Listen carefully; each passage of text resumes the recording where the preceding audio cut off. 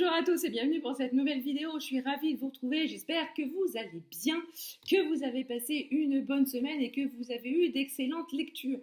Je reviens donc vous voir avec une nouvelle vidéo. Vous l'avez vu dans le titre, c'est le Catulu spécial retour de lecture de vacances. Parce que vous avez été quelques-uns à me demander ce que j'avais lu pendant mes vacances et que vous étiez très impatients d'avoir un retour sur ce que j'avais lu. Voilà, ne vous impatientez pas, ça vient. Voilà, c'est bon. Je prends enfin le temps de me poser pour vous tourner cette vidéo. Ça va bientôt faire une semaine que je suis rentrée, mais on a quasiment repris le travail. On va pas dire quasiment à la sortie de l'avion, mais presque. On a atterri à 17h le mercredi pour pouvoir reprendre joyeusement le travail le jeudi matin. Voilà. À 4h pour mon chéri, et moi je me suis levée à 6h pour aller bosser. Donc effectivement, ça a été un petit peu sur les chapeaux de roue, hein, la reprise. Autant vous dire que mon cerveau n'était pas préparé à ça. Donc j'arrive, je me pose et je vais vous parler de mes lectures. J'en ai lu 4. Alors vous allez me dire, en 15 jours de temps, tu t'es pas trop foulé la rate. C'est vrai que j'ai lu un peu moins que ce que je peux lire habituellement en 15 jours, mais j'ai voulu, profiter de là où j'étais, profiter d'être avec mon chéri, profiter de là où on était. On était à l'étranger, on était au Baléares, pour rien vous cacher. On a voulu profiter, se retrouver, se ressourcer, se reposer. J'en ai profité également pour faire une coupure des réseaux, une coupure YouTube, une coupure Instagram, parce que c'était arrivé à un stade où ça me saoulait, je voyais des choses qui me gonflaient à mort. Donc je me suis dit, fais-toi une pause, profite, et voilà, si tu lis que 2 livres, tu liras que 2 livres. J'en ai lu 4, hein, ça faisait 2 par semaine, c'était déjà pas mal. Hein. Donc voilà, je vais d'ores et déjà commencer par le premier, Virginie qui enfonce des portes ouvertes. J'ai lu, et je vous mettrai la petite image ici, Dans les brumes de Kaplan, le nouveau roman d'Olivier Norek qui est sorti chez Michel Lafon. Vous l'avez vu tourner un peu partout sur YouTube et sur Instagram. C'était le grand retour de Victor Coste. Victor Coste qui est le personnage emblématique d'Olivier Norek, qui a eu son heure de gloire dans la saga du 9-3, dans sa trilogie du 9-3. Il y avait Code 93, Territoire et Sur Tension. Je ne sais plus si je les ai dit dans l'ordre.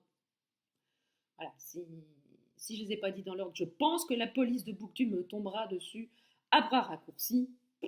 Bon, on verra bien si je suis encore vivante dans quelques jours. Bref, et donc ce roman signait le retour de Victor Coste. Alors Victor Coste, comme je l'ai dit, c'est un personnage emblématique de la bibliographie d'Olivier Norek. Voilà, c'est un personnage qui a fait que beaucoup de lecteurs ont apprécié et surkiffé, et j'en fais partie de cette saga.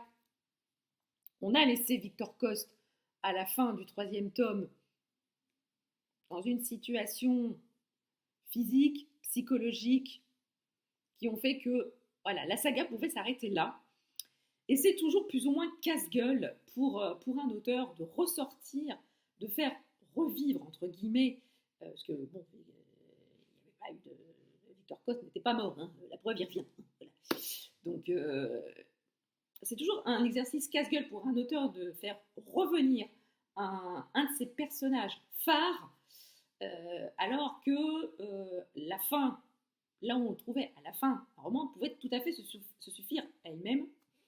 Et donc ici, on retrouve Victor Coste, non plus dans le 9-3, mais il a quitté la métropole. Il est donc à Saint-Pierre-et-Miquelon. Il est, voilà,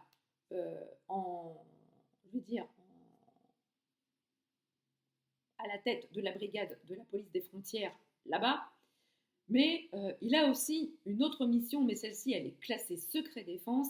Il vit dans une résidence surveillée où il accueille, il héberge des gens plus ou moins affiliés au crime, pour les faire parler et ainsi avoir des pistes, des faits qui peuvent les aider à aider la cellule spéciale qui est dirigée par un juge en France et aider les policiers et les membres de cette cellule à attraper des plus gros poissons. Et le roman commence où on va proposer c'est même pas qu'on lui propose, on lui dit voilà, tu vas avoir une nouvelle pensionnaire, c'est une victime d'un tueur, d'un kidnappeur et d'un tueur d'enfants, de petites filles, de jeunes filles. Et la personne que tu vas accueillir dans ta résidence surveillée, c'est une des survivantes, c'est une des seules survivantes de ce monstre. Donc il faut réussir à la faire parler. Elle a vécu 20 ans avec cet homme, donc elle est celle qui le connaît potentiellement le mieux, et elle pourra évidemment donner de nombreuses informations pour pouvoir mettre la main sur ce tueur.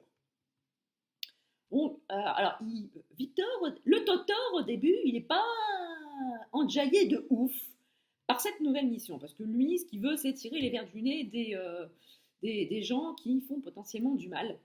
Et il ne se sent pas l'âme de materner une victime.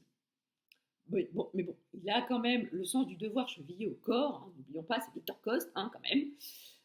Il va accepter la mission et va se créer un lien entre lui et la victime. Ils vont s'apprivoiser peu ou prou, à construire des liens d'amitié, voire même peut-être un peu plus. Il va se créer un lien particulier entre eux et le roman va se dérouler comme ça, par le biais de chapitres courts. Alors effectivement, on retrouve très bien le style d'Olivier Norek, un style percutant, addictif. Voilà, on tourne les pages, on a envie de savoir ce qui se passe. Mais arrivé à la moitié du livre, j'ai deviné la fin. Je me suis dit, bon, ça risque d'être ça. Et oui, ça l'a été.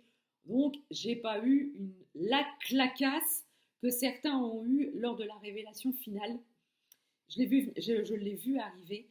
Et voilà, c'est pas que ça m'a dégoûté de ma lecture, mais bon, quand vous devinez la fin à la moitié du roman,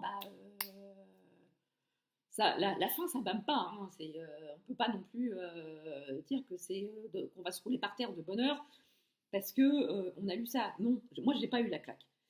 Alors, est-ce que j'ai regretté ma lecture? Non. Je suis quand même contente de l'avoir lu. Mais pour moi, on aurait dû laisser Victor Coste là où on l'a trouvé, enfin là où on l'a laissé à la fin du 3e tome de la saga du 9-3. Ça m'a fait plaisir de le retrouver, je vais être honnête, ça m'a fait plaisir de le retrouver, mais ça aurait été avec un autre inspecteur, ça l'aurait fait aussi. Voilà, ce roman, on n'aurait pas eu besoin, voilà, il n'était pas besoin de ressortir Victor Coste de la naphtaline. On aurait très bien pu le faire avec un autre personnage, avec un autre enquêteur. Ça l'aurait tout aussi bien fait, à mon sens. Mais ça ne reste que mon avis personnel. Voilà, pour moi, Victor Coste, on aurait dû le laisser là où on l'a laissé. Il y a quelques années de ça. Alors, c'est un bon roman hein, pour les fans pur et dur d'Olivier Norek. Effectivement, c'est un très très bon roman. Moi, c'est un bon roman, c'est une belle histoire, pour paraphraser un peu Michel Fugain, mais pour moi, ça ne restera pas une clacasse. On aurait dû laisser Victor Coste là où il était. Ça se lit bien, mais voilà.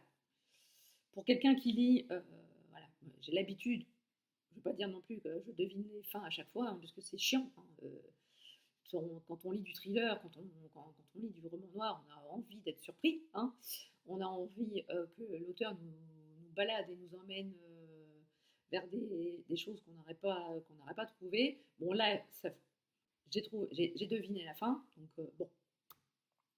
Mais voilà, ça reste un très bon Olivier Norek, ça reste un bon cru d'Olivier Norek. Allez-y si vous aimez l'auteur. Franchement, vous allez vous régaler. Mais moi, voilà, j'ai eu des petites réserves quant au retour de Victor Coste et dans les brumes de Capellan. Voilà. N'hésitez pas, surtout vous, à me dire en commentaire si vous l'avez lu, si vous avez aimé, si vous l'avez apprécié, euh, et si vous aviez, vous aussi, si vous aviez deviné la fin, ou pas du tout, si vous vous êtes laissé mener par le bout du nez par l'auteur. Ensuite, j'ai lu la parution du mois dernier de Tornada. Il s'agit de Requiem des ombres de David Ruiz Martin. J'avais beaucoup aimé je crois que c'était Derrière la haine avec le petit lapin, le masque de lapin en couverture. J'avais beaucoup aimé ce roman de David Ruiz. Et quand Joël m'a proposé son nouveau roman, j'ai dit oui. Mais alors, une fois n'est pas coutume, euh, je vous dis toujours que j'ai jamais été déçue par les tornadas, et une fois n'est pas coutume, avec celui-ci, ça ne l'a pas fait du tout. Ça ne l'a pas fait du tout. J'ai pas apprécié ma lecture. J'ai eu aucun attachement avec le personnage principal. L'histoire ne m'a pas hypé, ne m'a pas embarqué dès les premières pages. Et franchement, quand ça fait ça dès le départ, eh ben on se dit que ça va pas le faire, et ça ne l'a pas fait. Alors, est-ce que je l'ai lu parce que j'étais en vacances, j'étais bien détendue, j'étais pas dans un mood oppressé, j'étais un peu plus détendue quand je l'ai lu. Il faut dire ce qui est, j'étais un petit peu avachie sur mon transat au soleil, face à la piscine. Donc, effectivement, j'étais peut-être pas dans le mood oppressé, parce que dans ce roman-là, on fait la connaissance de Donovan, qui est un écrivain, sauf qu'il traverse une mauvaise passe en ce moment. Donovan, il n'arrive pas à écrire, il n'arrive pas à produire un roman, parce qu'il y a quelque chose qui profondément l'affecte. Il s'agit de la disparition de son frère Virgile, qui a eu lieu il y a plusieurs années de ça.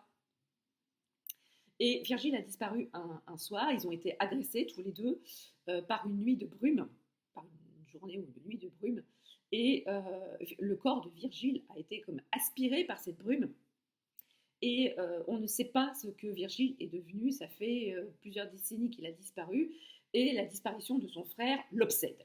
Donc ce qu'il va faire, il va revenir sur le lieu où il vivait quand il était enfant avec son frère, le lieu où il a disparu, et force est de constater que son retour dans ce patelin n'est pas au goût de certaines personnes. On lui fait rapidement comprendre qu'il n'est pas le bienvenu, mais il s'accroche et il fait la connaissance d'une jeune femme assez mystérieuse qui s'appelle Iris. Et il va s'avérer que Iris a un don. Et pour lui, pour Donovan, cette rencontre n'est pas fortuite. Il est persuadé qu'Iris va l'aider à trouver à trouver ce qui est arrivé à Virgile, et peut-être le retrouver. Parce il reste persuadé que Virgile n'est pas mort. Ça fait plus de 20 ans qu'il a disparu, mais pour lui, il ne conçoit pas que son frère soit mort. Donc il veut trouver la vérité à tout prix, mais quand on lui donne des signes, quand on lui fait comprendre que potentiellement son frère peut ne plus être vivant, il refuse. Il refuse d'entendre. Alors, il m'a saoulée parce que il veut découvrir la vérité, mais quand on lui présente des faits qui fait que son frère peut être mort, eh ben non, il veut pas l'entendre. Et ça, je trouve ça dommage. J'ai trouvé ça dommage. J'ai eu aucun affect avec lui, avec Donovan. Il m'a saoulée, hein, clairement. Et puis, alors, le seul personnage qui a pu trouver grâce à mes yeux, c'est Iris, parce qu'elle a un don, mais pour elle, c'est quand même une malédiction. Clairement, c'est une malédiction, parce que c'est compliqué. C'est très très compliqué pour elle de vivre avec ça. Je ne veux pas vous dire quoi, parce que c'est quand même voilà, c'est quand même quelque chose qui fait un peu le sel du roman. Mais voilà, l'histoire en elle-même ne m'a pas embarqué. Le personnage principal ne m'a pas embarqué. Mais je l'ai lu, hein, je suis allée au bout parce que le style de l'auteur fait que on a envie d'aller au bout. Alors, mon chéri il me disait, mais pourquoi tu continues si ça te plaît pas plus que ça? Je dis, mais j'ai envie de savoir. J'ai quand même envie de savoir ce qui va se passer, à la fin, la résolution. Bon, j'ai pas été hypée par la fin non plus. Mais bon, j'ai voulu y aller parce que il y avait la plume de l'auteur. Parce que voilà, j'avais envie d'aller au bout. Bon, voilà, une fois n'est pas coutume, j'ai pour la première fois depuis le nombre d'années où je suis partenaire avec Tornada, c'est la première fois que je suis moins emballée par un roman de chez eux. Une fois n'est pas coutume, on ne peut pas non plus tout aimer. Euh, on est là aussi sur cette chaîne pour dire quand ça va et pour dire quand ça va pas. Et bon, bah voilà, ce roman ne m'a pas enjaillé plus que ça. Mais dites-moi, vous, si vous l'avez lu, dites-moi en commentaire s'il vous a plu et qu'est-ce qui vous a plu dans ce roman. Mais voilà, tout ceci, quand je dis que je n'ai pas été emballée par un roman, ça reste mon avis personnel. C'est absolument pas un avis universel qui vaut parole d'évangile. Surtout si vous, vous l'avez lu et que vous l'avez aimé, surtout dites-le moi en commentaire. Ça me ferait plaisir d'échanger avec vous. Autre roman que j'ai lu sur mon transat et que j'ai lu dans le cadre du mois de la fantaisie, vous l'avez vu passer dans ma palle pour le mois de la fantaisie, il s'agit de La Carte des Confins, le tome 2 de Marie Repelin, paru aux éditions Pocket Jeunesse. Donc ici, on retrouve l'équipage de l'Avalon, Blake, on retrouve Cally et tout l'équipage de l'Avalon, là où on les a laissés au tome 2, quelques semaines après. Alors, je ne vais pas vous redire de quoi ça parle, parce qu'il s'agit d'un tome 2 et je ne veux pas vous spoiler. Mais voilà, on, on retrouve Blake qui tient absolument à retrouver Cally et à aller dans les confins, parce qu'ils ont la carte des confins, ils veulent aller au bout de la carte des confins, parce qu'il est arrivé quelque chose à Cally, je ne vous dis pas quoi, mais ils veulent aller jusqu'aux confins pour pouvoir essayer de sauver Cally. Alors il va leur arriver bon nombre d'aventures. J'ai trouvé ce deuxième tome beaucoup plus profond que le premier. Bon, il y a toujours la romance entre Blake et Cally, mais je l'ai trouvé profondément ancré dans le roman. Leur histoire d'amour c'est vraiment une histoire d'amour. C'est pas une romance purement physique. J'ai beaucoup aimé ce deuxième tome, beaucoup plus profond. Euh, j'ai souri, j'ai ri, j'ai eu ma petite larmounette à l'œil à certains passages. J'ai vraiment beaucoup aimé. C'est une duologie. Là, la saga est terminée. Donc, alléluia. J'ai enfin fini une saga en 2022. Youpi. J'ai vraiment beaucoup aimé. Je pensais pas autant apprécier ma lecture parce que c'est quand même du young adulte. Mais j'ai vraiment beaucoup aimé. Il y a de la piraterie, il y a ce code d'honneur parmi les pirates qu'on retrouve ici dans l'équipage de l'Avalon. Cette famille de cœur que se créent ces pirates. Et voilà, ils peuvent accueillir des gens, des étrangers à bras ouverts. Voilà, avec eux, ça passe ou ça casse. Ils aiment ou ils n'aiment pas. Mais quand ils aiment, c'est à fond les ballons, c'est envers et contre tout, c'est contre vents et marées. Ils affrontent des tempêtes, des attaques, des naufrages. Enfin, bref, j'ai vraiment beaucoup aimé cet équipage. Je les ai quittés à regret. Bon, parce que j'avais beaucoup apprécié de les suivre durant toutes leurs aventures. Là maintenant, je me dis que c'est fini, que je ne la retrouverai plus, mais j'ai vraiment passé un excellent moment avec La Carte des Confins, le tome 2. Et enfin, pour terminer, j'ai lu, et il est là, le tome 2 des Annales du Disque Monde, le 8e sortilège de Terry Pratchett aux éditions La Talente. C'est le deuxième tome de la saga du Disque Monde, mais c'est le deuxième tome également du cycle de Rincevent. Donc évidemment, on retrouve Rincevent, puisque c'est son cycle, c'est quand même un petit peu normal qu'on le retrouve, le pépère.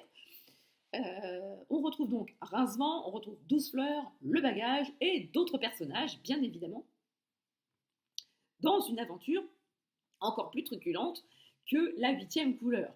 Je l'ai trouvé bien meilleur, beaucoup plus beaucoup plus humoristique, avec beaucoup de passages second degré, beaucoup pas de clichés, mais voilà, de choses qu'on retrouve assez souvent dans les romans de fantasy, les trolls, hein, les préjugés qu'on a sur les trolls. Euh, il y a eu une scène entre Rincevent et Doucefleur, Doucefleur qui a été baignée par les imageries de son enfance, qui imagine les trolls d'une certaine manière, et quand il en rencontre un réellement, et que Rincevent lui prouve par A plus B qu'il s'agit bien d'un troll, eh ben non, Rincevent, il a des œillères. Pas Rincevent, mais Doucefleur, il a des œillères. Mais non, c'est pas possible, c'est pas un troll, c'est pas comme ça que c'était indiqué dans mon bouquin, machin. Et bon, et vous avez le troll là voilà, qui attend, qui attend présentement qu'ils aient fini leur discussion. Je trouvais ça très très drôle. Là, on a quand même on retrouve les trois compagnons dans une aventure où on retrouve un sortilège euh, qui va peut-être déterminer l'avenir du disque, car il y a une étoile qui menace d'engloutir le disque monde, et peut-être que ce sortilège va tout changer et va sauver le disque monde. Et voilà, le sortilège est quand même grandement lié à notre ami Rincevent. Voilà, je vous en dis pas plus, mais j'ai surkiffé cette lecture. Euh, j'ai beaucoup ri. J'ai adoré cette lecture, et ça me donne encore évidemment grandement envie de poursuivre ma lecture de cette saga. Je vais vous reparler de cette saga assez rapidement dans une autre vidéo, mais ça, ce sera l'objet d'une autre vidéo. Je ne vais pas en parler maintenant. Mais en tout cas, voilà, je me régale avec cette saga. Quelle idée de génie j'ai eue de me lancer là-dedans. Voilà. Je vais me régaler.